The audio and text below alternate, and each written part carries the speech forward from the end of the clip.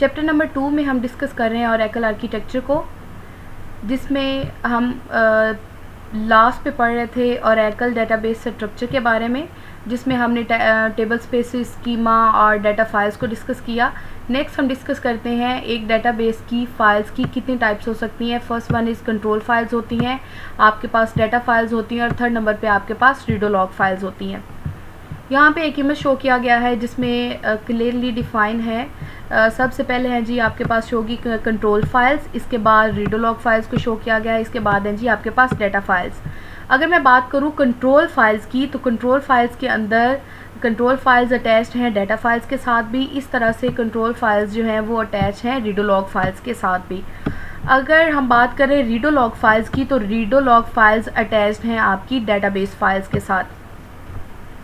अब अगर मैं कंट्रोल फाइल्स की बात करूं, तो जैसे आपको डायग्राम में मैंने बता दिया है कि कंट्रोल फाइल्स में लॉग फाइल्स और डाटा फाइल्स दोनों की इंफॉर्मेशन सेव होती है, जबकि जो रीडोलॉग फाइल्स हैं इनमें सिर्फ डाटा फाइल्स के रिलेटेड ही डाटा मौजूद होता है। बेसिकली जो आपकी रीडोलॉग फाइल्स हैं इसमें लॉग्स होते हैं कि कब किसने क्या ऑपरेशन परफॉर्म किया, डेटाबेस के अंदर रहते हुए कब क्या हुआ, ये सब कुछ इन लॉग फाइल्स में सेव होता है, और ये हमारी डाटा फाइल से लिंक्ड होती हैं। जैसे मैंने आपको शो कर दिया है, जो आपकी रीडोलॉग फाइल्स होती हैं ये आपकी डाटा फाइल्स के साथ अटैच होती हैं, जहाँ हमारी डाटाबेस का एक्चुअल डाटा सेव है। डाटा फाइल्स की अगर बात करें तो यहाँ पे आपका एक्चुअल डाटा सेव होता है, डाटाबेस का जितना भी डाटा होता है। अब बेसिकली जो डाटाबेस की जितनी भी स्टोरेज हो रही होती है, हम कह सकते हैं कि जितनी भी टोटल स्टोरेज है वो डाटा फाइल्स के अंदर सेव होती है। ठीक है जी। इसके अलावा जितनी भी इंफॉर्मेशन है, अगर हम बात करें सिक्योरिटी के रिलेटेड, प्रिविलेजेस के रिलेटेड या डेफिनेशंस के रिलेटेड, तो वो आपकी कंट्रोल फाइल्स में सेव होगी। और जो लॉग फाइल्स हैं इनके अंदर जो बेसिकली है वो लॉग्स होते हैं, या जो इसमें आप यूँ कह सकते हैं कि इनका रिकॉर्ड मौजूद होता है। ठीक है जी। इसके बाद है हमारे पास फाइल्स ऑफ अ डेटाबेस। अब यहाँ पे हम डिस्कस करते हैं कंट्रोल फाइल्स को डिटेल में। कंट्रोल फाइल्स क्या होती हैं जी? Provides fundamental information at startup. अब आपकी जो कंट्रोल फाइल्स हैं ये आपके स्टार्टअप पे जो आपकी फंडामेंटल जितनी भी इंफॉर्मेशन होती है उसको ये जो है प्रोवाइड करती हैं। Are related when databases is removed, ये रिमूव्ड हो जाती हैं जब आपकी डेटाबेस रिमूव हो जाती है। सी कंटेन्स की information about the contents and state of the database including. अब इसमें कौन कौन सी इंफॉर्मेशन को ये हमारे पास जो है कंट्रोल फाइल्स शो करती हैं। इसमें डेटाबेस का नेम होता है, when the database was created, कब जो है वो डेटाबेस क्रिएट की गई, names and locations of data files and redo log files. जैसे कि मैंने ऑलरेडी आपको बताया कि कंट्रोल फाइल्स जो है वो उसमें रीडोलॉग फाइल्स की इंफॉर्मेशन भी सेव है और डाटा फाइल्स की भी इंफॉर्मेशन सेव है। इसके बाद टेबल स्पेस की जितनी भी इंफॉर्मेशन है उसको शो करेगा। इसके बाद लॉग हिस्ट्री क्या है and current log sequence information के बारे में भी हमें कंट्रोल फाइल्स जो हैं वो हमें इंफॉर्मेशन देती हैं। अचीव्ड लॉग इंफॉर्मेशन, इसके बाद जितनी भी चेक पॉइंट इंफॉर्मेशन है वो भी हमें जो है वो कंट्रोल फाइल्स प्रोवाइड करती हैं। इसके बाद है हमारे पास प्लगेबल डेटाबेसेस। अब अगर प्लगेबल डेटाबेसेस की बात की जाए तो ये हमारे पास जो है अब एक नया कॉन्सेप्ट है। यहाँ पे जितना भी हमने पढ़ लिया है यहाँ पे ये एक प्लगेबल डेटाबेसेस का नया कॉन्सेप्ट है। जब ओरेकल डेटाबेसेस के नए रिलीजेस आते गए, जैसे यहाँ पे मेंशन है a new structural concept introduce with Oracle database 12C। जैसे जैसे जो है वो ओरेकल डेटाबेसेस के नए रिलीजेस आते गए तो उन्होंने 12C में एक नई फंक्शनैलिटी को इंट्रोड्यूस करवाया जिसको उन्होंने प्लगेबल डेटाबेसेस का नाम दिया। A pluggable database is a layer of isolation between our database। ये इसको आप एक तरह की isolation की एक लेयर कह सकते हैं। एक डेटाबेस और उस डेटाबेस इंस्टेंस और उसके स्कीमा के दरमियान। Allows a single multi-tenant container database to host multiple separate pluggable databases। ये एक तरह का हम जो है प्लगेबल डेटाबेसेस को हम एक तरह का मॉड्यूल कह सकते हैं जो हम अटैच कर सकते हैं। लाइक अगर मैं आपको यूएसबी की मिसाल दूं, हम एक यूएसबी में हम क्या करते हैं, उसको हम एज अ स्टोरेज ड्राइव लेते हैं। तो उसको जब हम लैपटॉप के साथ अटैच करते हैं तो वो क्या हो जाता है, पार्ट ऑफ दैट लैपटॉप या स्टोरेज ड्राइव का हिस्सा हो जाती है।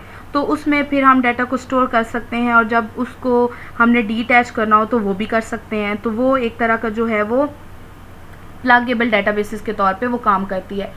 In effect, a pluggable database is a logically distinct database within Oracle instance which is keywords compatible with the standard non-PDB Oracle database. This separation makes it quicker and easier to create a new pluggable database and to upgrade pluggable databases by simply plugging them into an upgraded CDB. इससे मुराद ये है कि जो आपकी pluggable databases हैं वो multiple pluggable databases एक main database के साथ लिंक हो जाते हैं। सेम उसी तरह जैसे हमने मल्टीपल USBs लगाकर एक लैपटॉप के अंदर जो है वो उनको हम सिंक करवा लेते हैं। इसके बाद है हमारे पास डेटाबेस इंस्टेंस। यहाँ पे हम डिस्कस करते हैं जी डेटाबेस यहाँ पे हमारे पास है जी डेटाबेस इनिशियलाइजेशन। अब initialization parameters are read at Oracle database instance startup to read configuration information. जब हमारी इंस्टेंस सेटअप होती है, जब हमारे स्टोरेज ड्राइव से रीड करके इंफॉर्मेशन मेमोरी में लाता है, तो मेमोरी में उसको कुछ इंफॉर्मेशन चाहिए होती है कि कौन कौन से ऑब्जेक्ट्स को उसने इनिशियलाइज करवाना है, स्टार्टिंग पॉइंट क्या है, कहाँ से रिक्वेस्ट इन होगी, कौन से ऑब्जेक्ट को उसने रीड करना है, कैसे पता चलेगा कि टेबल का नाम क्या है, कैसे पता चलेगा कि टेबल स्पेस का नाम क्या है। तो ये सारी इन्फॉर्मेशन एक कॉन्फ़िगरेशन फाइल के अंदर होती है जिसको हम कहते हैं जी initialization parameters. Initialization parameters are stored in an instance initialization parameter file. INIT ये जो है इनिशियलाइजेशन इसको कहते हैं और ओरेकल जो है ये आपकी एक्सटेंशन है।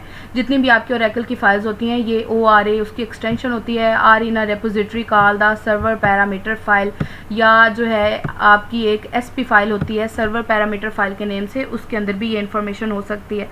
अब यहाँ पे जैसे मैं आपको एग्जांपल दूँ, लाइक हम एक गेम खेल रहे हैं।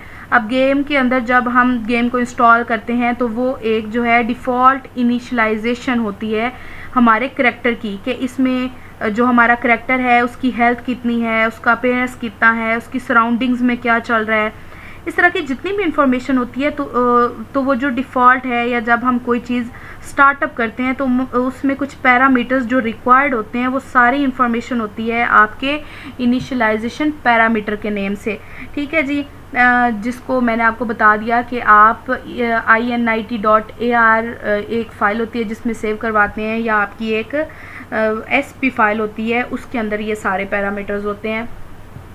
The number of initialization parameters के जितने नंबर हैं that must be specified has been greatly reduced with each Oracle database release.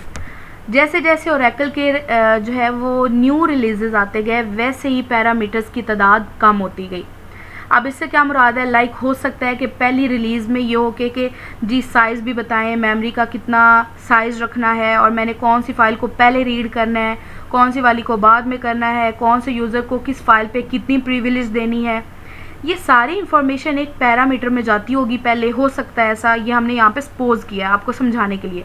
अब इसके बाद क्या होता गया कि जैसे जैसे न्यू रिलीजेस आती गई तो बाद में क्या होता गया, उन्होंने दूसरी फाइल का जो लिंक था वो क्रिएट कर दिया और पहली फ़ाइल के अंदर। तो हम पहली फ़ाइल का पैरामीटर दे देंगे कि ये फ़ाइल है, इसको एग्जीक्यूट करो। तो जब आपकी पहली फ़ाइल एग्जीक्यूट होगी तो उसके अंदर दूसरी फ़ाइल का लिंक होगा, जो मैंने आपको बताया कि हमने नई रिलीज़ में ये कर दिया कि दूसरी फ़ाइल का लिंक पहली में दे दिया। तो जब पहली एग्जीक्यूट हुई दूसरी फ़ाइल का लिंक उसके अंदर ऑलरेडी अवेलेबल था, तो वो ऑटोमेटिकली एक चेन बन जाएगी। हमें खुद से सारे पैरामीटर्स देने की ज़रूरत नहीं होगी, हमने सिर्फ चेन का स्टार्ट दिया और वो चेन आगे चलती गई, तो हमें चेन के हर पार्ट को स्पेसिफाई नहीं करना पड़ा। ये इस लाइन का यहाँ पे मतलब था। नेक्स्ट है हमारे पास डेटाबेस इनिशियलाइजेशन में हमारे पास कंट्रोल फाइल्स क्या हैं, इसके अलावा DB नेम क्या है, इसके अलावा जो है वो मेमोरी टारगेट की हम बात करते हैं। अब the recommended minimum set of initialization parameters that must be specified in Oracle 12 Oracle database 12 includes सबसे पहले हम बात करते हैं जी कंट्रोल फाइल्स की। अब ओरेकल की जब इंस्टेंस क्रिएट करते हैं सी ड्राइव के अंदर, तो सी ड्राइव के अंदर जाकर हम जो है वो उन कंट्रोल फाइल्स की लोकेशन का पाथ भी देते हैं और इसके बाद हम डीबी नेम भी देते हैं। बेसिकली ये ऑटोमेटिकली इनिशियल डॉट फाइल जो मैंने आपको पहले बताया init.oracle ORA के नेम से जो फाइल पड़ी होती है उसके अंदर ये सारी इन्फॉर्मेशन ऑलरेडी सेव होती है कि कंट्रोल फाइल्स का ये पाथ है, डेटाबेस का ये नेम है, आपके पास मेमोरी टारगेट इतना है और उस मेमोरी टारगेट में हम बताते हैं कि बेसिकली मेमोरी साइज़ कितना एलोकेट करना है, जिसमें हम फिर डिस्कस करते हैं नेक्स्ट SGA कंपोनेंट्स को और इसके अलावा हम डिस्कस करते हैं PGA कंपोनेंट्स को। अगर मैं बात करूं SGA कंपोनेंट्स की तो SGA से मुराद है सिस्टम ग्लोबल एरिया। जितने भी आपके जो है वो प्रोसेस एग्जीक्यूट हो रहे होते हैं, जितने भी ओवरऑल प्रोसेसेस चल रहे होते हैं वो जो है एक इंस्टेंस के वो SGA के अंदर चलते हैं। इसके अलावा अगर मैं PGA की बात करूं तो ये इससे मुराद है प्रोग्राम ग्लोबल एरिया, ये आपका जो है प्रोग्राम स्पेसिफिक एरिया होता है। इसके बाद है जी all other initializations parameters are preset to default values.